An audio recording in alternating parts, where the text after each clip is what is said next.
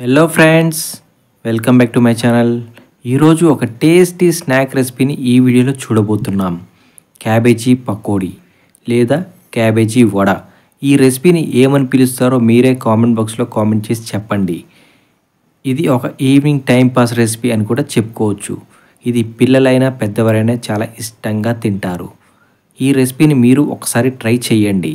మధ్యలో కొన్ని important tips చెప్తూ ఉంటాను. వీడియోని ఎక్కడా కూడా స్కిప్ చేయకుండా చివరి వరకు చూడండి. ముందుగా ఈ పకోడీ చేసుకోవడం కోసం క్యాబేజీని తీసుకోండి. క్యాబేజీ తీసుకున్న తర్వాత ఇలా సన్నగా గ్రేట్ చేసుకోండి లేదా నైఫ్తో కట్ చేసుకోండి. ఇలా కట్ చేసుకున్న తర్వాత ఒక ప్యాన్ పెట్టుకొని ఇందులో కొద్దిగా వాటర్ యాడ్ చేసి 1 టేబుల్ స్పూన్ సాల్ట్ వేసుకోండి. ఇలా సాల్ట్ వేసుకున్న తర్వాత తురుముకున్న క్యాబేజీ అంతా కూడా ఇందులో వేసి ఒక 5 నిమిషాల పాటు వేడి చేయండి. ఇలా వేడి చేసుకున్న తర్వాత తేమ లేకుండా ఈ క్యాబేజీ అంతా కూడా ఈ బౌల్లో వేసుకోండి. ఇలా వాటర్ అంతా డ్రైన్ ఆఫ్ చేసి క్యాబేజీ అంతా శుభ్రంగా ఫ్రెష్ వాటర్తో వాష్ చేసుకొని ఇందులో ఒక 2 టేబుల్ స్పూన్ జీలకర్ర వేసుకోండి. అలాగే 1 టేబుల్ స్పూన్ పసుపును కూడా వేయండి. ఇలా వేసుకున్న తర్వాత ఇందులో 1 టేబుల్ స్పూన్ ధనియా పౌడర్, 1 టేబుల్ స్పూన్ గరం మసాలాను కూడా వేసుకోండి. అలాగే రుచికి తగ్గట్టుగా సాల్ట్ కూడా వేయండి. సాల్ట్ అనేది మీ రుచికి తగ్గట్టుగా అడ్జస్ట్ చేసి వేసుకోండి. అలాగే ఒక 2 టేబుల్ స్పూన్ రెడ్ చిల్లీ పౌడర్ని కూడా వేసుకోండి. ఇది కూడా మీ రుచికి తగ్గట్టుగా అడ్జస్ట్ చేసి వేసుకోండి. నేను గ్రీన్ చిల్లీస్ వేయటం లేదు కాబట్టి రెడ్ చిల్లీ పౌడర్ కొద్దిగా ఎక్కువగానే వేసుకున్నాను. ఇలా ఇది వేసుకున్న తర్వాత ఇందులోనే కొద్దిగా గరం మసాలా కూడా వేసుకోండి. లేదనుకుంటే చికెన్ మసాలా అయినా వేసుకోవచ్చు. ముందుగా కట్ చేసి పక్కన పెట్టుకున్న ఆనియన్స్ కూడా వేసుకోండి. ఇలా ఆనియన్స్ అన్నీ వేసుకున్న తర్వాత ఇందులో 2 కప్పుల రైస్ ఫ్లోర్ని వేసుకోండి. మీకు కావాలి అనుకుంటే 1 కప్పు శనగపిండి కూడా వేసుకోవచ్చు. నేనైతే శనగపిండి వేయడం లేదు. ఇలా రైస్ ఫ్లోర్ వేసుకున్న తర్వాత ఒకసారి బాగా మిక్స్ చేసుకోండి. ఇందులో వాటర్ అస్సలే వేయాల్సిన అవసరం లేదు. ఎందుకంటే సహజంగానే క్యాబేజీలో తేమ ఉంటుంది.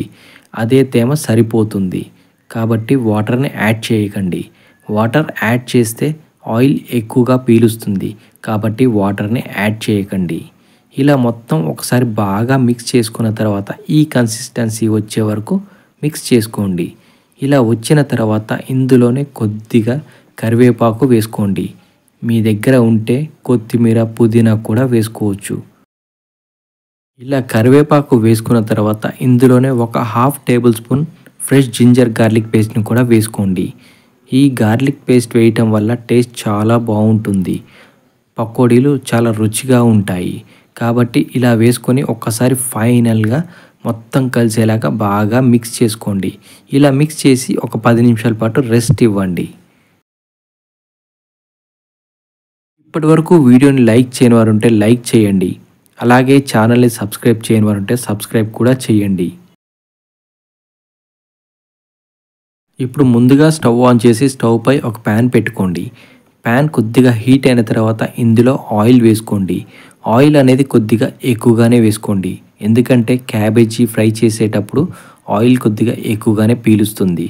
ఇలా ఆయిల్ హీట్ అయ్యేలోపు ఈ క్యాబేజీ పకోడీ మిక్స్ అంతా కూడా ఇలా రౌండ్ బాల్స్ లాగా చేసుకోండి. లేదంటే వడ షేప్లో రౌండ్గా అయినా చేసుకోవచ్చు. ఎలా చేసుకుంటారనేది మీ ఇష్టం. ఎలా అయినా చేసుకోవచ్చు. ఇలా అన్నీ రెడీ చేసి పక్కన పెట్టుకోండి. ఇప్పుడు ఆయిల్ హీట్ అయిన తర్వాత ఇందులో ఒక్కొక్కటిగా డ్రాప్ చేయండి. ఇలా రౌండ్ బాల్స్ అయినా సరే మీరు సర్క్యులర్ షేప్లో ఎలా చేసుకున్నా సరే టేస్ట్ అనేది ఏమీ మారదు. కాబట్టి ఇలా ఒక్కొక్కటిగా డ్రాప్ చేయండి. ఎప్పుడైనా సరే ఆయిల్ అంతా హీట్ అయిన తర్వాతే వేసుకోండి.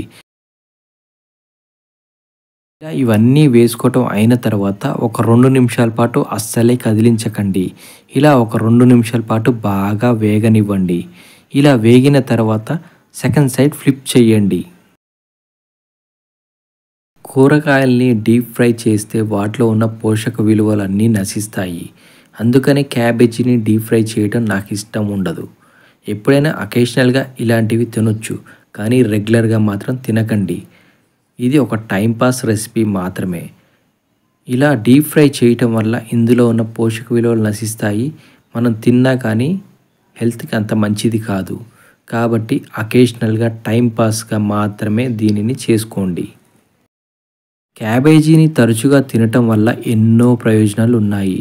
దీనిలో విటమిన్ ఏ, విటమిన్ బి అధికంగా ఉంటాయి. కాబట్టి దీన్ని తినటం వల్ల జీర్ణక్రియ సమస్యలు రాకుండా ఉంటాయి. అలాగే ఇందులో విటమిన్ సి అధికంగా ఉంటుంది. క్యాబేజీ తరచుగా తినే వాళ్ళలో గుండె జబ్బు వచ్చే అవకాశం చాలా తక్కువ. కాబట్టి వారానికి కనీసం 2 లేదా 3 సార్లు క్యాబేజీ తినటం అలవాటు చేసుకోండి. క్యాబేజీ పకోడీని అప్పుడప్పుడు చేసుకుంటే మంచిది.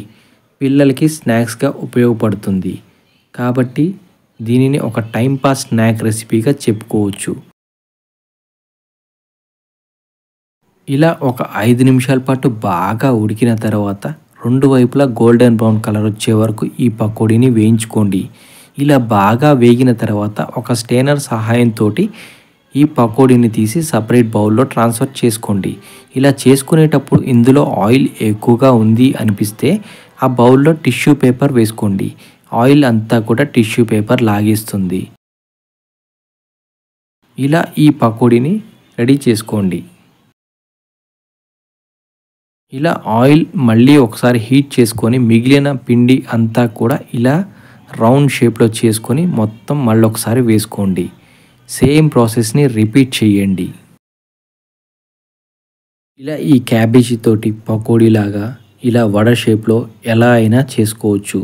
మీరు దీన్ని క్యాబేజీ వడ అంటారా, క్యాబేజీ పకోడీ అంటారా? కామెంట్ బాక్స్లో కామెంట్ చేయండి. ఇంతేనండి, మన క్యాబేజీ పకోడీ రెడీ అయిపోయింది. మీరు మీ ఇంట్లో ట్రై చేసి ఎలా వచ్చిందో కామెంట్ బాక్స్లో కామెంట్ చేయండి. Thank you for watching.